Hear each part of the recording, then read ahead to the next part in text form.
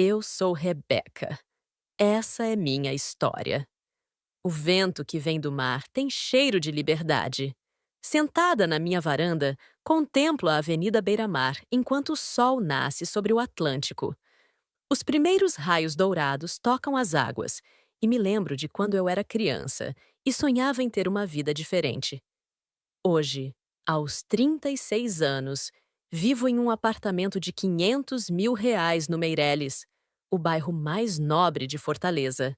Mas até chegar aqui, cada passo foi regado com suor, lágrimas e uma determinação que muitos chamaram de teimosia.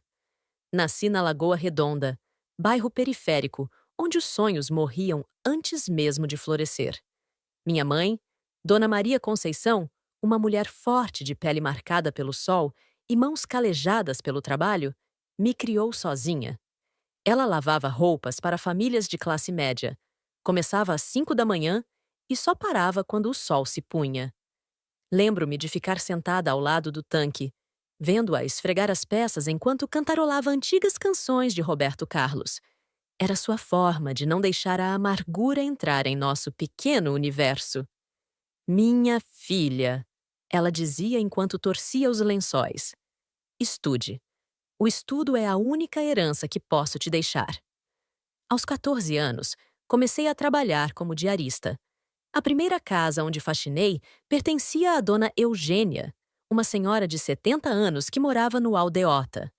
Ela tinha um piano de cauda na sala e estantes repletas de livros. Enquanto esfregava o chão de mármore, meus olhos se perdiam naqueles títulos dourados nas lombadas. Foi Dona Eugênia quem me ensinou a sonhar além das limitações. Rebeca, ela disse certa vez, enquanto eu lustrava a prataria. Você tem potencial. Não deixe ninguém te convencer do contrário. Trabalhei como balconista de farmácia aos 18 anos. O turno começava às 7 da manhã e terminava às 23 horas. Nas madrugadas de sexta e sábado, vendia frutas na Praia do Futuro. Acordava às 3 da manhã, preparava os abacaxis, melancias e mangas em uma carrocinha improvisada e caminhava pela areia oferecendo aos turistas e moradores locais. O sol queimava minha pele, mas eu não reclamava. Cada real economizado era um tijolo a mais na construção do meu futuro. Aos 22 anos, consegui um emprego como jardineira em um condomínio de luxo. Foi lá que descobri minha paixão pelas plantas. A forma como elas cresciam, se adaptavam, encontravam caminhos para sobreviver mesmo nas condições mais adversas. Era como olhar para mim mesma. Passei a estudar botânica por conta própria, pegando livros emprestados na biblioteca pública. Nas madrugadas, quando a cidade dormia, eu dirigia como motorista de aplicativo. Entre uma corrida e outra, lia apostilas de agronomia que havia conseguido com um professor da Universidade Federal do Ceará. Meus passageiros muitas vezes perguntavam por que eu estudava tanto, sendo apenas uma motorista. Eu sorria e respondia: porque ninguém é apenas nada. Todos somos potencial em movimento. Aos 25 anos, prestei vestibular para agronomia. Passei em terceiro lugar entre os cotistas. O dia em que vi meu nome na lista de aprovados, chorei como criança. Minha mãe, já com a saúde debilitada pelo trabalho excessivo, segurou meu rosto com suas mãos ásperas e disse: Você conseguiu, minha filha. Você quebrou a corrente. A universidade foi um desafio. Eu era a única aluna que chegava de ônibus carregando marmita e material usado. Enquanto meus colegas discutiam sobre intercâmbios e viagens de férias, eu calculava quantas corridas precisaria fazer no fim de semana para comprar os livros do próximo semestre. Mas cada nota alta, cada elogio dos professores, cada trabalho bem avaliado era uma vitória pessoal. Durante a graduação, desenvolvi um projeto de agricultura urbana para comunidades carentes. A ideia era ensinar moradores de periferias a cultivar hortas em pequenos espaços, garantindo alimentação saudável e renda extra. O projeto ganhou destaque nacional e me rendeu uma bolsa de pesquisa. Foi com esse dinheiro, somado às minhas economias de anos de trabalho, que dei entrada no meu apartamento. O dia em que assinei a escritura foi um dos mais emocionantes da minha vida. O corretor me entregou as chaves e eu fiquei ali, parada na porta, incapaz de entrar. Era meu, completamente meu. Cada metro quadrado pago com meu suor, cada parede erguida com minha determinação. Quando finalmente entrei, me ajoelhei no meio da sala vazia e agradeci a Deus, a minha mãe e a cada pessoa que acreditou em mim ao longo do caminho. O apartamento tinha vista para o mar. Da varanda, eu podia ver o vai e vem das ondas, os pescadores saindo de madrugada, os turistas caminhando pelo calçadão. Era como se todo o universo estivesse ali, ao alcance dos meus olhos. Decorei cada canto com carinho, escolhendo móveis que refletissem minha personalidade. Plantas por toda parte, cores vivas, quadros de artistas locais. Era meu santuário, meu refúgio, minha conquista materializada. Foi numa festa de formatura que conheci Daniel. Ele era advogado, tinha acabado de abrir seu próprio escritório e parecia genuinamente interessado em minha história. Alto, moreno, olhos castanhos profundos e um sorriso que parecia sincero. Usava um terno bem cortado e falava com a eloquência de quem passou anos estudando retórica. "Você é inspiradora", ele disse, segurando minha mão pela primeira vez. Uma mulher que construiu tudo do zero, que não se deixou limitar pelas circunstâncias. É raro encontrar alguém assim. Começamos a namorar. Daniel era atencioso, enviava flores para meu trabalho, escrevia mensagens carinhosas, planejava encontros românticos. Dizia admirar minha força, minha independência, minha capacidade de superar obstáculos. Eu, que havia passado a vida lutando sozinha, me permitia acreditar que havia encontrado um companheiro verdadeiro. 6 meses depois, ele me pediu em casamento. Foi durante um jantar na beira da praia, com o som das ondas ao fundo e a lua cheia iluminando o céu. Ajoelhou-se na areia, abriu uma caixinha de veludo vermelho e disse: "Rebeca, você é a mulher mais extraordinária que conheci.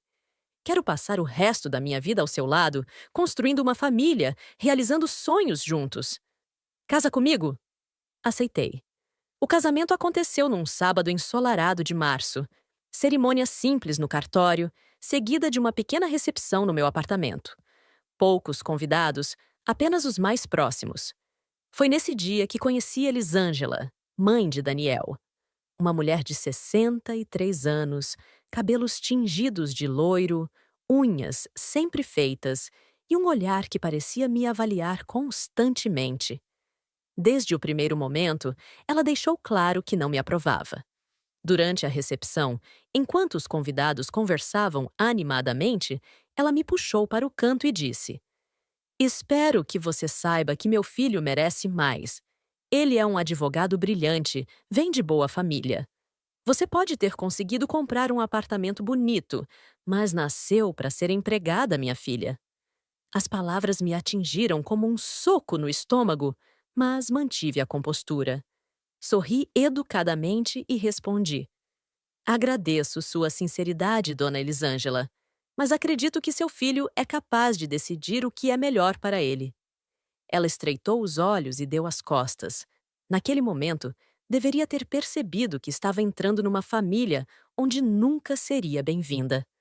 Mas o amor, ou o que eu acreditava ser amor, me cegou para os sinais óbvios. Os primeiros meses de casamento foram relativamente tranquilos. Daniel se mudou para meu apartamento e parecia genuinamente feliz com nossa vida juntos. Mas, aos poucos, pequenos sinais começaram a aparecer. Ele fazia comentários sutis sobre minhas roupas simples, sugeria que eu deveria se vestir melhor agora que era esposa de advogado. Criticava minha comida, dizendo que era simples demais e que eu deveria aprender receitas mais sofisticadas. "Você precisa entender, Rebeca", ele dizia enquanto ajustava a tua gravata diante do espelho, "que agora você faz parte de outro círculo social. Precisamos manter as aparências." Eu tentava me adaptar.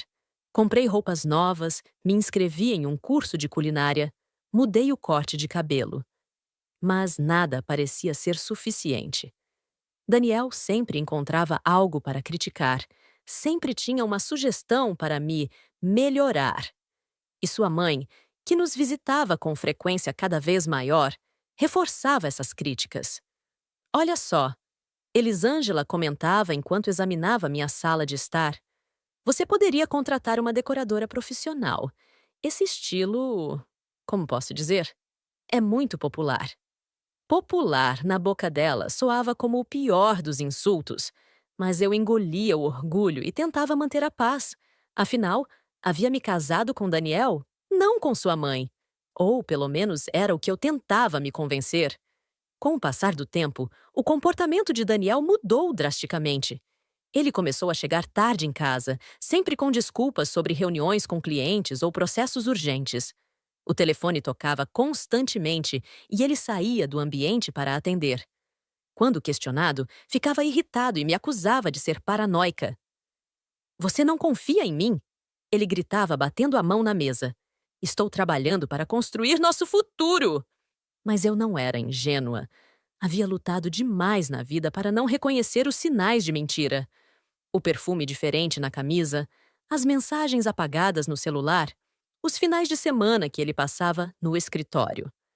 Tudo apontava para uma única direção: traição. A confirmação veio numa tarde de quinta-feira. Eu havia saído mais cedo do trabalho devido a uma forte dor de cabeça. Ao entrar no prédio, o porteiro, seu Manuel, um senhor de 70 anos que sempre me tratou com carinho, me chamou discretamente. Dona Rebeca, desculpe me intrometer, mas... Ele hesitou, claramente desconfortável. O doutor Daniel subiu há pouco com uma moça. Não é a primeira vez que vejo os dois juntos. Meu coração acelerou, mas mantive a calma. Agradeci ao seu Manuel e subi pelo elevador de serviço. Ao chegar ao andar, ouvi risadas vindas do meu apartamento. Com as mãos trêmulas, abri a porta silenciosamente. Lá estavam eles. Daniel e uma mulher jovem, aparentando não mais que 25 anos. Loira, magra, usando um vestido justo vermelho. Estavam sentados no meu sofá, bebendo o vinho da minha adega, rindo como se o mundo lhes pertencesse. A televisão exibia um filme romântico qualquer. Daniel. Minha voz saiu firme, apesar do turbilhão interior. Eles pularam do sofá, como se tivessem levado um choque elétrico. Daniel derramou vinho no tapete persa que eu havia comprado com tanto carinho. A mulher, que depois descobri se chamar Alice, arrumou o vestido nervosamente. Rebeca, você não estava trabalhando? Daniel gaguejou, tentando recompor-se. Claramente não, respondi cruzando os braços. Quem é ela? É uma cliente. Estávamos discutindo o caso dela. Alice riu nervosamente, e foi nesse momento que percebi que ela não tinha a menor intenção de esconder nada. Pelo contrário, parecia estar se divertindo com a situação. Cliente, ela disse com desdém. Daniel, amor, acho melhor contar a verdade. Amor. A palavra ecoou na minha mente como um tiro. Daniel ficou pálido. Passou a mão pelos cabelos num gesto nervoso que eu conhecia bem. Rebeca, podemos conversar em particular? Não, respondi firmemente. O que você tem a dizer, pode dizer na frente da sua cliente. Alice se levantou, alisou o vestido e me encarou com um sorriso malicioso. Sou Alice. E sim, estou tendo um caso com seu marido há 6 meses. Ele disse que você é uma mulher difícil, obcecada pelo trabalho, que não dá atenção a ele. Cada palavra era uma facada, mas me recusei a demonstrar fraqueza diante daquela criatura. Respirei fundo e me dirigi a Daniel. Quero vocês dois fora da minha casa. Agora. Sua casa? Daniel explodiu. Esqueceu que somos casados? Metade de tudo é meu. Errado, respondi com calma gélida. O apartamento foi comprado antes do casamento e está apenas no meu nome. Saiam. Foi quando Daniel mostrou sua verdadeira face. O homem gentil e admirador desapareceu, dando lugar a um monstro que eu não reconhecia. Você sempre foi uma egoísta, uma mulher fria, calculista. Acha que é melhor que todo mundo só porque conseguiu sair da favela. As palavras me atingiram, mas não me derrubaram. Eu havia enfrentado humilhações piores ao longo da vida. Mantive-me firme, olhando nos olhos dele. Saia da minha casa, Daniel. Leve sua amante com você. Alice pegou a bolsa, ainda mantendo aquele sorriso irritante. Ao passar por mim, sussurrou: Obrigada por esquentar a cama para mim, querida. Fechei a porta atrás deles e me permiti, finalmente, desabar. Chorei como não chorava há anos. Chorei pela ilusão perdida, pelo amor que nunca existiu, pela confiança traída. Mas, principalmente, chorei de raiva por ter permitido que alguém entrasse na minha vida e tentasse destruir tudo que eu havia construído. Nos dias seguintes, Daniel bombardeou meu telefone com mensagens. Alternava entre pedidos de perdão e ameaças veladas. Dizia que eu estava exagerando, que todos os homens têm casos, que eu deveria ser mais compreensiva. Quando percebeu que eu não cederia, mudou de tática. Vamos resolver isso como adultos, ele disse numa das poucas vezes que atendi. Quero metade do apartamento ou o equivalente em dinheiro. Você não tem direito a nada, respondi. Procure um advogado melhor que você, se conseguir encontrar. A partir daí, a guerra estava declarada. Daniel começou a espalhar mentiras sobre mim para conhecidos em comum. Dizia que eu era uma mulher amargurada, que o maltratava, que ele havia sido forçado a procurar carinho em outros braços. Alice, por sua vez, passou a me provocar nas redes sociais, postando fotos com legendas ambíguas, indiretas, claramente direcionadas a mim. Mas o pior ainda estava por vir. Numa tarde de sábado, enquanto eu organizava documentos para o divórcio, a campainha tocou. Ao abrir a porta, me deparei com Elisângela. Precisamos conversar, ela disse, entrando sem ser convidada. Sobre o quê? Perguntei, já cansada daquela família. Sobre minha mudança para cá. Achei que havia entendido errado. Como? Daniel me explicou tudo. Como vocês estão se separando e como este apartamento é grande demais para você sozinha, decidimos que o melhor é eu me mudar para cá. Afinal, sou uma senhora de idade e preciso de conforto. A audácia daquela mulher me deixou sem palavras por alguns segundos. Quando finalmente recuperei a fala, minha voz saiu carregada de incredulidade. A senhora está sugerindo que eu ceda meu apartamento para você? Não estou sugerindo, estou informando. Daniel disse que vai conseguir isso na justiça. É melhor você aceitar de boa vontade. Naquele momento, toda a educação que minha mãe havia me ensinado evaporou. Olhei para aquela mulher arrogante que havia passado a vida inteira menosprezando pessoas como eu e senti uma calma perigosa tomar conta do meu ser. Dona Elisângela, vou dizer isso apenas uma vez. Saia da minha casa e não volte nunca mais. Este apartamento é meu, comprado com meu dinheiro, meu suor, meu trabalho. A senhora não tem direito a nada aqui. Ela ficou vermelha de raiva. Você vai se arrepender. Meu filho vai acabar com você. Que ele tente. Respondi, abrindo a porta. Agora, por favor, retire-se. A situação escalou rapidamente depois disso. Daniel intensificou as ameaças, chegando a enviar mensagens dizendo que eu me arrependeria de ter nascido. Contratei um advogado, Dr. Firmino, um senhor experiente que me tranquilizou. O apartamento está seguro, Rebeca. Ele não tem base legal para nada, mas Daniel não estava interessado na legalidade.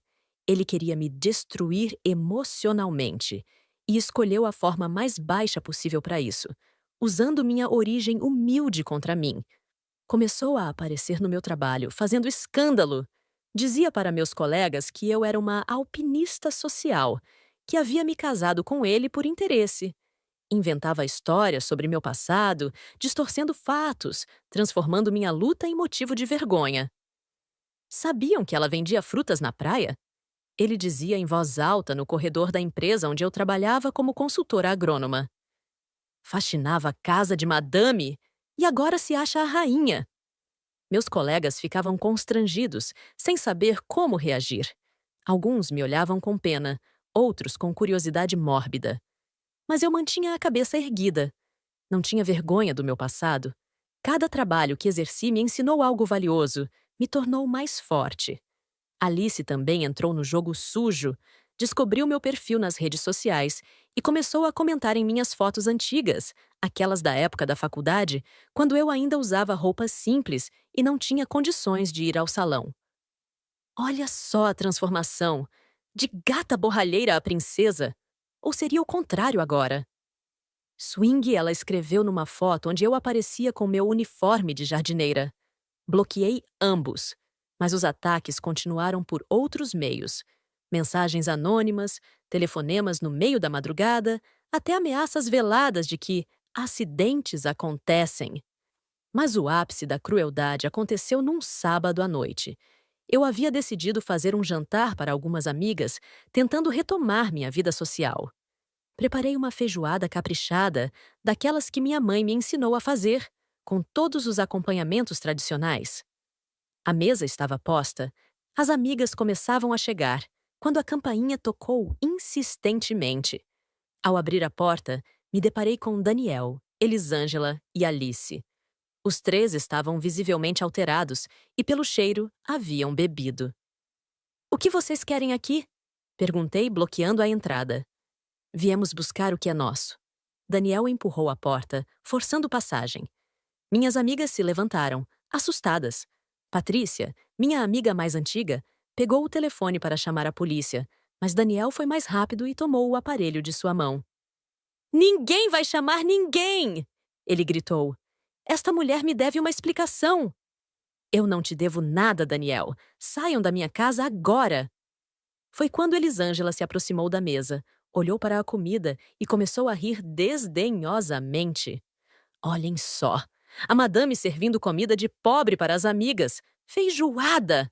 Você pode morar no Meireles, mas continua sendo uma favelada."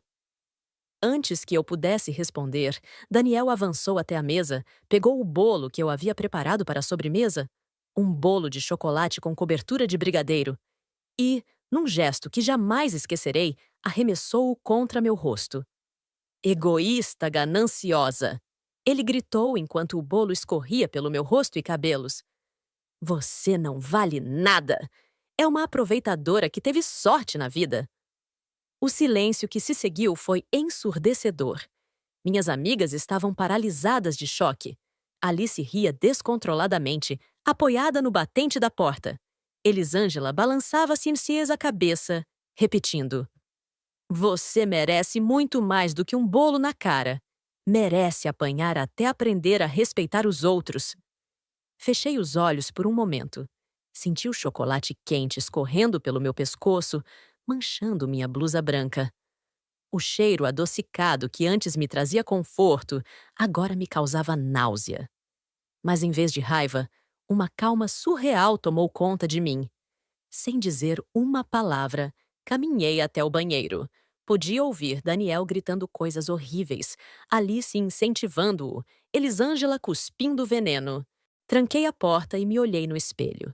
Ali estava eu, Rebeca, a menina da Lagoa Redonda, a filha da lavadeira, a mulher que havia conquistado tudo com as próprias mãos. Coberta de bolo, humilhada na minha própria casa, diante das minhas amigas. Por um momento, pensei em desabar, em chorar, em me deixar vencer pela dor e pela humilhação.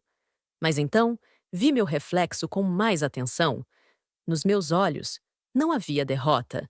Havia a mesma determinação que me fez acordar às 3 da manhã para vender frutas na praia. A mesma força que me fez estudar sob a luz do poste, porque em casa faltava energia. A mesma coragem que me fez enfrentar o preconceito na universidade. Lavei o rosto calmamente. Tirei o excesso de bolo dos cabelos. Respirei fundo 3 vezes, como minha mãe me ensinou a fazer quando precisava tomar decisões importantes. E então, com uma clareza que só vem nos momentos mais críticos da vida, soube exatamente o que fazer. Voltei para a sala com os cabelos ainda úmidos, a blusa manchada, mas com a postura ereta e o olhar firme. Daniel continuava vociferando quebrando meus porta-retratos, jogando almofadas no chão. Alice mexia nas minhas coisas, pegando objetos e analisando com desdém. Elisângela havia se sentado no meu sofá como se fosse a dona do lugar. Vocês têm 15 minutos para saírem da minha casa. Minha voz saiu calma, controlada, mas com uma autoridade que surpreendeu até a mim mesma. Ou saem por conta própria, ou saem escoltados. Daniel riu sarcasticamente. E quem vai nos escoltar? Suas amiguinhas? Peguei meu celular, que havia deixado carregando na cozinha, e digitei uma mensagem rápida. Daniel continuou zombando. Está chamando a polícia? Eles vão rir da sua cara. Sou advogado, conheço meus direitos. Não estou chamando a polícia. Respondi, guardando o celular. Menos de 5 minutos depois, a porta se abriu. Seu João, o segurança particular que eu havia contratado discretamente semanas antes, prevendo que algo assim poderia acontecer, entrou acompanhado de 2 assistentes. Homens grandes, treinados, com postura profissional. Dona Rebeca, algum problema? Seu João perguntou, avaliando a situação. Estas pessoas estão se recusando a deixar minha propriedade após serem solicitadas a se retirar. Além disso, invadiram minha casa, me agrediram fisicamente e estão causando danos ao meu patrimônio. Daniel empalideceu ao ver os seguranças. Alice imediatamente soltou o vaso chinês que estava examinando. Elisângela se levantou do sofá, indignada. Isso é um absurdo! Vocês não podem nos expulsar! Seu João se posicionou estrategicamente entre eles e minhas amigas, que ainda estavam amedrontadas num canto da sala. Senhora, o apartamento pertence à dona Rebeca. Se ela solicita que se retirem, vocês devem obedecer. Podemos fazer isso de forma civilizada ou terei que usar a força necessária. Daniel tentou argumentar, usar seu conhecimento jurídico, ameaçar com processos. Mas seu João era experiente e conhecia bem os limites da lei. Em menos de 20 minutos, os 3 estavam sendo escoltados para fora do prédio. Não sem antes Daniel gritar pelo corredor. Você vai pagar por isso, Rebeca. Vou destruir sua vida. Quando a porta se fechou, o silêncio tomou conta do apartamento. Minhas amigas se aproximaram cautelosamente. Patrícia foi a primeira a falar. Rebeca, você está bem? Aquilo foi... Meu Deus, eu nunca vi nada parecido. Olhei ao redor. Minha sala estava uma bagunça. Cacos de vidro dos porta-retratos quebrados, almofadas jogadas, a toalha da mesa manchada de feijoada que havia sido derrubada. E eu, ainda com resquícios de bolo no cabelo. Estou ótima, respondi. E surpreendentemente era verdade. Melhor do que estive em meses. As meninas me ajudaram a limpar a bagunça. Enquanto recolhíamos os cacos, conversávamos sobre o ocorrido. Fernanda, que era psicóloga, comentou: o comportamento dele é típico de narcisista. Quando perde o controle sobre a vítima, parte para a violência. Ele nunca me bateu, refleti em voz alta. Mas as palavras, as humilhações constantes, era uma violência diária. Marina, que havia passado por um divórcio traumático anos antes, segurou minha mão. O importante é que você reagiu. Muitas mulheres ficam paralisadas nessas situações. Naquela noite, depois que todas foram embora, sentei na varanda com uma xícara de chá. O mar estava calmo. A lua cheia refletia nas águas escuras. Pensei em tudo o que havia acontecido, em como minha vida havia mudado em tão pouco tempo. Lembrei-me das palavras da minha mãe. Filha, na vida, a gente pode perder tudo, menos a dignidade.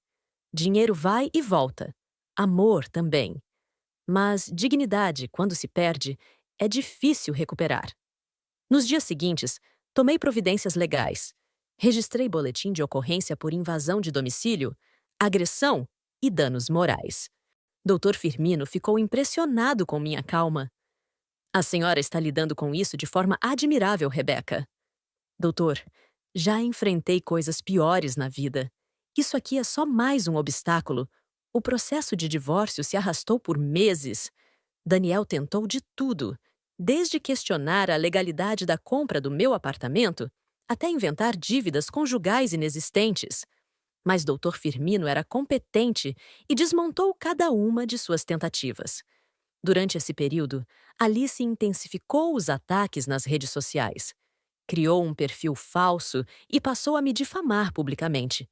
Postava montagens minhas, inventava histórias sobre meu passado, chegou a insinuar que eu havia conquistado meu apartamento através de meios ilícitos. Mas algo inesperado aconteceu. Ao invés de me destruir, essas ações despertaram uma onda de solidariedade. Mulheres que haviam passado por situações semelhantes começaram a me procurar, a compartilhar suas histórias, a me apoiar publicamente. Um dia, cansada de ser apenas reativa, decidi contar minha versão. Gravei um vídeo na varanda do meu apartamento, com o mar ao fundo, e postei nas minhas redes sociais. Não pedi respeito, exigi. E quando você não se impõe, vira decoração na vida dos outros. Hoje, volto a ser dona da minha casa e da minha história. No vídeo, contei resumidamente minha trajetória. Falei sobre minha infância humilde, sobre os trabalhos que exerci, sobre como conquistei cada coisa com meu próprio esforço. Falei sobre o casamento fracassado, sobre as humilhações, sobre o bolo no rosto. Mas, principalmente, falei sobre resiliência, sobre a importância de não se deixar definir pelos outros. O vídeo viralizou. Em menos de 24 horas, tinha milhares de visualizações e compartilhamentos. Mensagens de apoio chegavam de todo o Brasil. Mulheres relatando histórias parecidas, homens pedindo desculpas em nome do gênero masculino, jovens dizendo que eu era uma inspiração. Daniel ficou furioso. Ligou ameaçando me processar por difamação. Mas eu havia sido cuidadosa. Não mencionei nomes, não mostrei rostos, apenas contei minha verdade. O que ele, Alice e Elisângela não esperavam era que a exposição pública chamaria a atenção para seus próprios esqueletos no armário. Uma jornalista investigativa, interessada na repercussão do caso, começou a pesquisar sobre eles. E foi assim que tudo começou a desmoronar para o trio. A jornalista, Carla Mendonça, descobriu que Daniel estava envolvido em várias irregularidades profissionais. Clientes lesados, processos arquivados por falta de provas, contas bancárias suspeitas. Mas o pior estava por vir. Numa manhã de terça-feira, recebi uma ligação de Dr. Firmino. Rebeca, você precisa vir ao meu escritório urgentemente. Descobrimos algo muito grave. Quando cheguei, ele me mostrou documentos que me deixaram sem fôlego. Daniel, Alice e Elisângela haviam tentado fraudar documentos para transferir meu apartamento para o nome de Elisângela. Eles haviam falsificado minha assinatura, subornado um funcionário do cartório e estavam a um passo de consumar o crime. Como descobriram isso? Perguntei, ainda em choque. O funcionário do cartório se arrependeu e confessou tudo. Além disso, as câmeras de segurança gravaram toda a negociação. A polícia foi acionada. A investigação revelou que não era a primeira vez que eles tentavam esse tipo de golpe. Outras vítimas apareceram, outras histórias de manipulação e fraude vieram à tona. No dia em que foram presos, eu estava em Pacajus, num sítio que havia alugado para descansar. Ao lado de Henrique, um engenheiro agrônomo que conheci durante um congresso. Ele era diferente de tudo que eu havia conhecido. Calmo, seguro de si, admirava minha força sem tentar diminuí-la. Assistimos às notícias juntos. As imagens mostravam Daniel sendo levado algemado, o rosto abatido, o terno amarrotado. Alice chorava copiosamente, a maquiagem borrada, o vestido vermelho, sempre vermelho, destoando do momento sombrio. Elisângela gritava sobre injustiça, sobre perseguição, mas suas palavras se perdiam no vento. Como você se sente? Henrique perguntou, segurando minha mão. Olhei para ele, depois para a paisagem rural que se estendia à nossa frente. O pôr do sol tingia o céu de laranja e rosa. Os pássaros voltavam para seus ninhos. O vento balançava suavemente as folhas das mangueiras. Livre, respondi simplesmente. Me sinto livre. Naquela noite, jantamos à luz de velas. O cardápio era simples: peixe grelhado, arroz, feijão e uma salada fresca colhida da horta. Henrique serviu vinho e brindamos. "À justiça", ele disse, olhando nos meus olhos. "À resiliência", completei. Conversamos sobre nossos sonhos, sobre agricultura sustentável, sobre projetos futuros. Henrique me contou sobre sua infância no interior, sobre como aprendeu a respeitar a terra e as pessoas que nela trabalham. "Você não é só forte, Rebeca", ele disse em determinado momento. "Você é justa. E justiça, minha flor, é a vingança dos que não perdem a dignidade." Sorri ao ouvir aquelas palavras. Não era um sorriso de vitória sobre meus algozes. Era um sorriso de paz, de quem finalmente havia encontrado seu lugar no mundo. Nos meses seguintes, minha vida tomou novos rumos. O projeto de agricultura urbana que eu havia desenvolvido na faculdade ganhou investimento e se expandiu para várias comunidades. Criei uma ONG para capacitar mulheres em situação de vulnerabilidade, ensinando não apenas técnicas agrícolas, mas também empreendedorismo e autoestima. Daniel foi condenado a 5 anos de prisão por estelionato e falsificação de documentos. Alice pegou 2 anos em regime semiaberto. Elisângela, devido à idade, cumpriu pena alternativa: prestação de serviços comunitários. Ironicamente, foi designada para trabalhar numa horta comunitária no bairro onde cresci. Certa vez, visitando o projeto, a encontrei de joelhos na terra, plantando mudas de alface. Nossos olhares se cruzaram. Ela abaixou a cabeça envergonhada. Eu me aproximei e me ajoelhei ao seu lado. "A terra tem dessas coisas", disse suavemente. "Ela nivela todo mundo. Não importa se você é rico ou pobre, doutor ou analfabeto. Para ela, somos todos iguais." Elisângela não respondeu, mas vi uma lágrima escorrer por seu rosto. Levantei-me e segui meu caminho. Não havia mais raiva, apenas compaixão. Henrique e eu nos casamos numa cerimônia simples, à beira-mar, com os pés na areia e o som das ondas como trilha sonora. Minha mãe, já idosa e com a saúde frágil, chorou de emoção ao me ver feliz novamente. "Você merece, minha filha", ela disse, acariciando meu rosto. "Merece todo o amor do mundo." Hoje, aos 40 anos, olho para trás e vejo que cada dificuldade foi um degrau, cada humilhação, uma lição, cada lágrima, um aprendizado. Meu apartamento continua sendo meu santuário, mas agora divido-o com alguém que respeita minha história e admira minhas cicatrizes. Às vezes, nas madrugadas silenciosas, saio para a varanda e contemplo o mar. As mesmas águas que testemunharam minha luta agora refletem minha paz. O vento que traz o cheiro de sal também traz lembranças, mas já não doem. São parte de quem sou. Recentemente dei uma palestra para mulheres empreendedoras. O auditório estava lotado. Quando subi ao palco, vi rostos ansiosos, olhares esperançosos. Comecei minha fala com uma frase que se tornou meu lema: "A vida pode nos derrubar, mas a decisão de levantar é sempre nossa. E quando levantamos, levamos conosco a força de todas as quedas anteriores." O silêncio era absoluto. Continuei. Cresci ouvindo que pessoas como eu tinham um lugar determinado na sociedade, que filha de lavadeira não chegaria longe, que mulher pobre deveria se contentar com migalhas. Mas descobri que os limites existem apenas para quem acredita neles. Contei minha história sem rodeios. Falei sobre a pobreza, sobre os trabalhos braçais, sobre as noites estudando à luz de vela. Falei sobre o casamento fracassado, sobre o bolo no rosto, sobre a tentativa de roubo do meu apartamento, mas, principalmente, falei sobre superação. Hoje, quando acordo em meu apartamento de frente para o mar, não vejo apenas uma conquista material.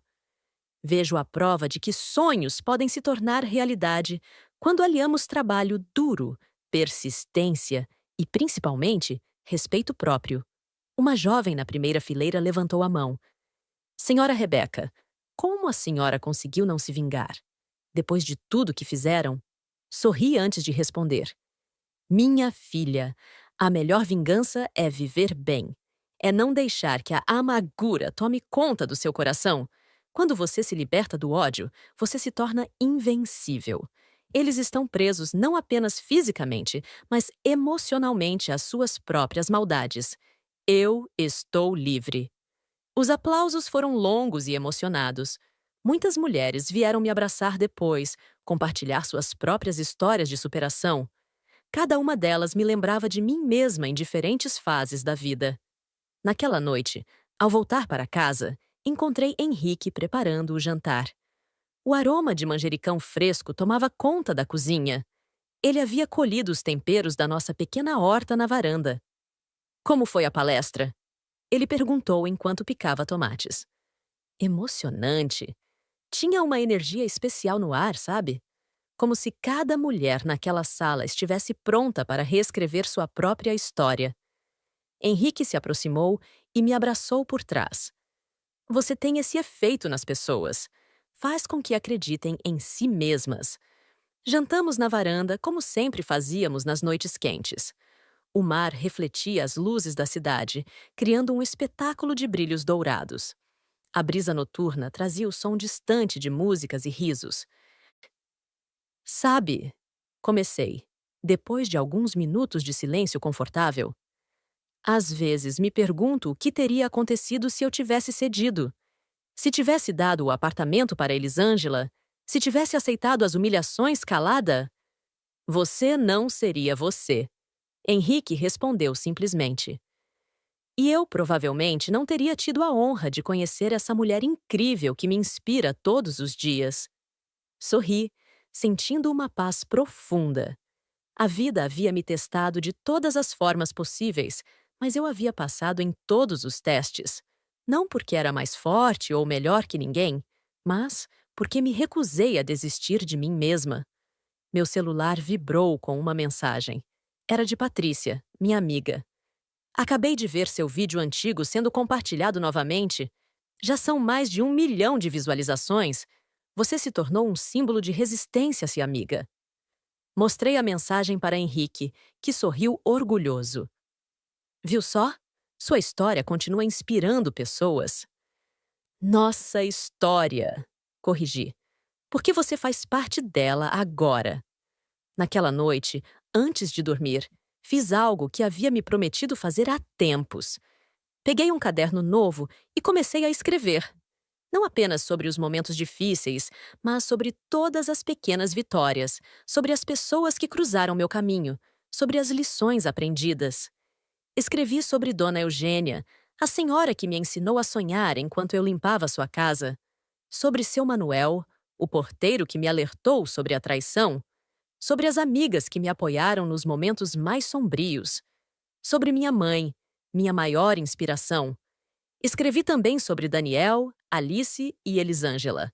Não com raiva ou ressentimento, mas com a compreensão de que eles foram instrumentos do destino para me tornar quem sou hoje.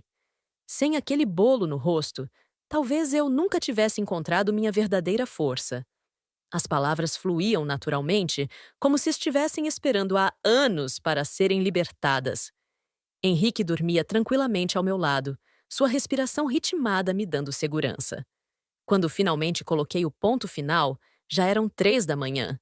Olhei pela janela e vi que o mar estava excepcionalmente calmo, como se respeitasse aquele momento de catarse.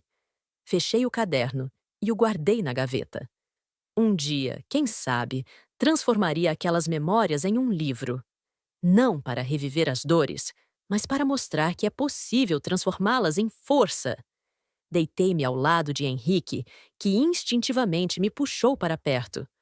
Antes de adormecer, sussurrei para o universo. Obrigada. Por cada lágrima, por cada sorriso, por cada queda e cada vez que me levantei.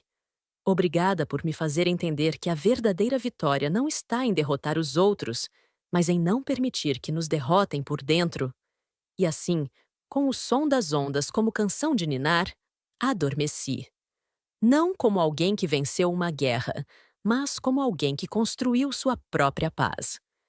Meses depois, recebi uma carta. O envelope não tinha remetente, apenas meu nome escrito numa caligrafia trêmula. Dentro, uma única folha de papel com palavras que me surpreenderam. Rebeca, sei que não mereço seu perdão e não estou pedindo isso. Escrevo apenas para dizer que entendi. Entendi que a inveja me cegou, que o orgulho me destruiu. Vi você na horta comunitária naquele dia e percebi o quanto fui injusta. Você tinha razão sobre a terra. Ela realmente nivela todos nós. Passei a vida inteira me achando superior por ter nascido em berço melhor, sem perceber que o verdadeiro valor está no caráter, não na origem. Meu filho está preso por minha culpa.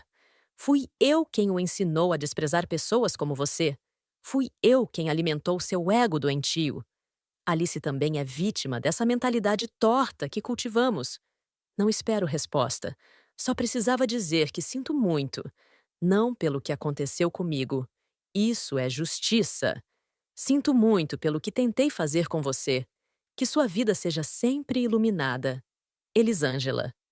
Li a carta 3 vezes. Cada palavra carregava o peso de uma transformação genuína. Guardei-a na gaveta, junto com o meu caderno de memórias. Não respondi, mas naquela noite, incluí Elisângela nas minhas orações. O tempo passou. As estações mudaram. A ONG cresceu e se tornou referência nacional em empoderamento feminino através da agricultura urbana. Recebi prêmios, dei entrevistas, viajei pelo Brasil compartilhando nossa metodologia. Em cada cidade que visitava, encontrava Rebecas. Mulheres fortes, guerreiras, que só precisavam de uma oportunidade para florescer. Mulheres que, como eu, haviam sido subestimadas, humilhadas, mas que carregavam dentro de si a semente da superação. Certa vez, durante uma palestra em São Paulo, uma senhora se aproximou de mim no final do evento. Devia ter uns 70 anos, cabelos brancos presos num coque, olhos vivos por trás dos óculos de armação dourada. Minha neta me mostrou seu vídeo, ela disse, segurando minhas mãos. Sabe, eu também tive um marido que jogou bolo em mim. Só que na minha época, se a gente engolia o choro e seguia em frente. Ver você reagindo, se impondo, me fez pensar em quantas oportunidades perdi de ser feliz por medo do julgamento alheio. Seus olhos marejaram e os meus também. A senhora ainda tem tempo, respondi suavemente. Nunca é tarde para recomeçar. Ela sorriu, apertou minhas mãos uma última vez e se afastou. Mais tarde, soube que ela havia se inscrito num curso de pintura, realizando um sonho antigo que o marido sempre ridicularizara. Esses encontros me energizavam, me lembravam do propósito maior por trás de toda aquela exposição. Não era sobre mim, era sobre todas nós. Henrique me acompanhava sempre que possível. Nosso relacionamento havia se fortalecido com o tempo. Ele entendia minha missão, apoiava meus projetos, celebrava minhas conquistas sem se sentir diminuído por elas. Numa dessas viagens, estávamos em Recife quando recebemos uma notícia inesperada. Minha mãe havia falecido. A ligação veio de madrugada. Minha prima Júlia, com a voz embargada, me contou que ela havia partido durante o sono, tranquila, sem sofrimento. Voltamos imediatamente para Fortaleza.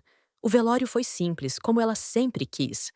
Pessoas de todos os cantos vieram prestar homenagens. Ex-patroas para quem ela havia trabalhado, vizinhos antigos, pessoas que ela havia ajudado ao longo da vida. Enquanto velava seu corpo, lembrei-me de todas as lições que ela me ensinou. A dignidade no trabalho, a importância da honestidade, a força da persistência. Foi ela quem plantou em mim a semente da resiliência. No enterro, sob o sol escaldante do Ceará, fiz um discurso emocionado. Maria Conceição não teve estudo formal, mas foi a maior educadora que conheci.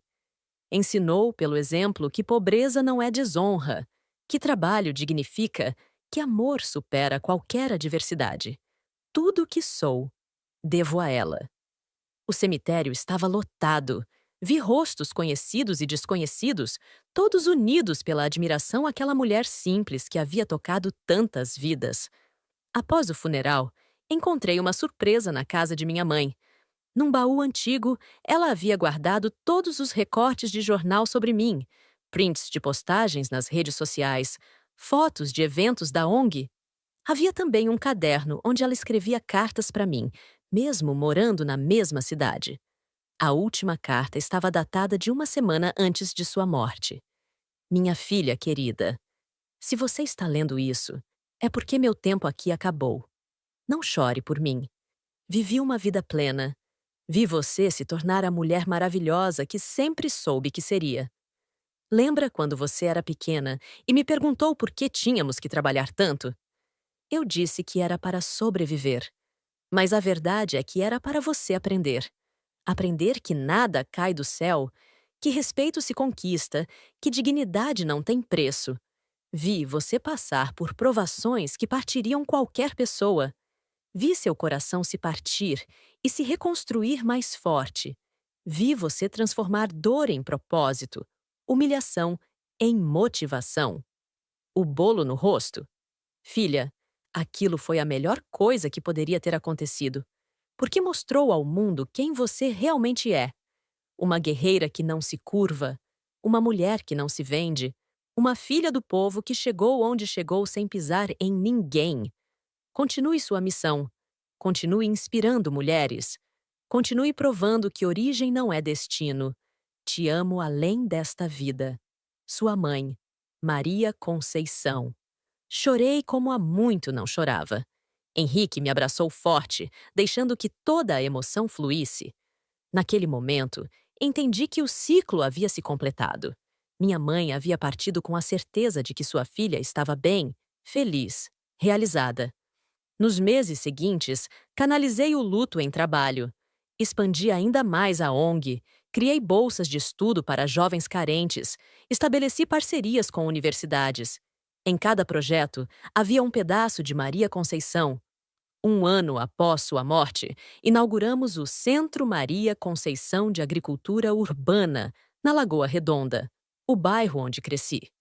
O espaço oferecia cursos gratuitos, horta comunitária, biblioteca e atendimento psicológico para mulheres em situação de vulnerabilidade.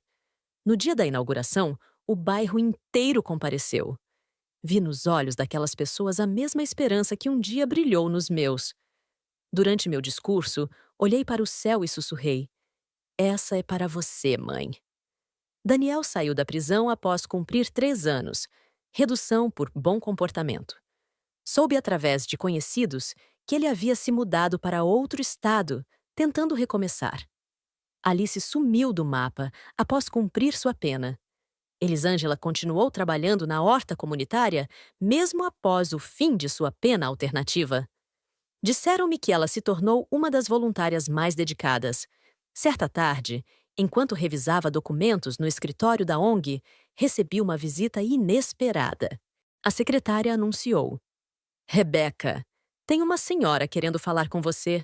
Diz que é urgente." Quando ergui os olhos, quase não reconheci Elisângela. Estava mais magra, os cabelos naturalmente grisalhos, as mãos calejadas pelo trabalho na terra. Vestia roupas simples, bem diferente dos conjuntos caros que costumava usar. "Posso entrar?" Ela perguntou timidamente. Fiz um gesto para que se sentasse. O silêncio pairou por alguns segundos até que ela começou: "Vim agradecer. Sei que parece estranho, depois de tudo, mas trabalhar na horta mudou minha vida. Aprendi mais nestes anos do que em toda a minha existência anterior." Escutei em silêncio enquanto ela continuava: "Passei a vida inteira julgando pessoas pela aparência, pela origem, pelo dinheiro. Achava que ser pobre era defeito de caráter, que pessoas como você eram inferiores. Que crueldade, não? Que cegueira!" Lágrimas escorriam por seu rosto marcado pelo tempo. Hoje entendo que riqueza verdadeira é outra coisa. É acordar em paz, dormir sem remorso, olhar no espelho sem vergonha, coisas que perdi e estou tentando recuperar. Levantei-me, Contornei a mesa e, para sua surpresa, a abracei. Ela soluçou em meus braços como uma criança. O perdão liberta, Dona Elisângela. Não apenas quem é perdoado, mas principalmente quem perdoa. Ela se recompôs, enxugou as lágrimas e tirou do bolso um pequeno envelope. Isso é para a ONG. Não é muito, mas é honesto. Economizei da minha aposentadoria. Dentro havia R$ 500 em notas amassadas. Olhei para ela, emocionada. Tem certeza? Isso deve ser uma boa parte do que a senhora recebe? Tenho toda certeza. É o mínimo que posso fazer depois de tanto mal que causei. Aceitei a doação e passei um recibo oficial. Antes de sair, ela se virou. Rebeca, meu filho, ele está bem? Não tive mais notícias dele, Dona Elisângela, mas torço para que esteja encontrando seu caminho. Ela assentiu, agradeceu mais uma vez e partiu. Da janela, observei-a caminhando pela rua, os passos mais leves, a postura mais ereta. A transformação era visível. Henrique e eu decidimos ter um filho. Aos 42 anos, engravidei naturalmente, para surpresa dos médicos. A gestação foi tranquila e em outubro nasceu Miguel, um menino saudável que herdou meus olhos e o sorriso do pai. Segurar meu filho pela primeira vez foi uma experiência transcendental. Ali estava um ser puro, sem preconceitos, sem maldade, pronto para ser moldado pelo amor e pelos valores que escolheríamos transmitir. Ele vai crescer conhecendo sua história, Henrique disse enquanto observava Miguel dormir. Vai saber que a avó era uma guerreira, que a mãe é uma vencedora. E que o pai é um homem íntegro, completei. Que respeita e admira mulheres fortes. A maternidade trouxe novas perspectivas. Reduzi minhas viagens, deleguei mais responsabilidades na ONG, priorizei tempo de qualidade com minha família. Mas não abandonei a missão. Apenas encontrei formas diferentes de contribuir. Comecei a escrever um livro contando minha trajetória. Não por vaidade, mas porque acreditava que minha história poderia ajudar outras mulheres a encontrarem sua própria força. O processo foi terapêutico. Revisitar cada momento, cada dor, cada conquista me fez perceber o quanto havia evoluído. O livro foi lançado 2 anos depois, com o título Do Bolo no Rosto ao Mar de Possibilidades, uma história de superação. O sucesso foi imediato. Filas quilométricas nas sessões de autógrafo, convites para programas de televisão, propostas para palestras internacionais. Mas o momento mais especial aconteceu durante o lançamento em Fortaleza. Enquanto autografava exemplares, vi uma figura conhecida na fila. Era Alice. Ela estava diferente. O loiro artificial havia dado lugar ao castanho natural. A maquiagem pesada fora substituída por um visual mais discreto. Quando chegou sua vez, ficamos frente a frente pela primeira vez desde aquela noite fatídica. Oi, Rebeca, ela disse baixinho. Vim pedir desculpas. Olhei nos olhos dela e vi sinceridade. Vi também vergonha, arrependimento, transformação. Aceito suas desculpas, Alice. Como vai sua vida? Estou reconstruindo. Voltei a estudar, trabalho numa escola infantil. Seu livro? Comprei assim que saiu. Li 3 vezes. Me fez entender tanta coisa. Autografei seu exemplar com uma mensagem simples.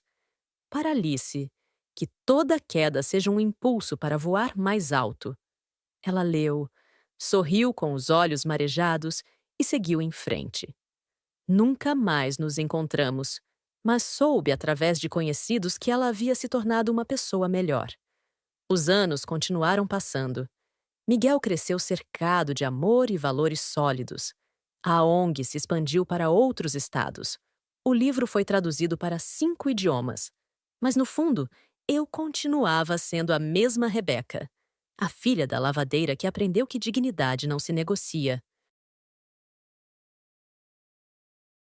Num domingo ensolarado, enquanto preparava o almoço em família, recebi uma mensagem que me fez parar. Era de um número desconhecido. Rebeca, sou eu, Daniel. Sei que não tenho o direito de te procurar, mas precisava dizer isso. Você tinha razão sobre tudo. Passei anos culpando você pelo meu fracasso, quando na verdade o problema sempre fui eu. Li seu livro na prisão. Foi um soco no estômago, mas necessário. Hoje trabalho como voluntário numa ONG que ajuda ex-detentos. Irônico, não?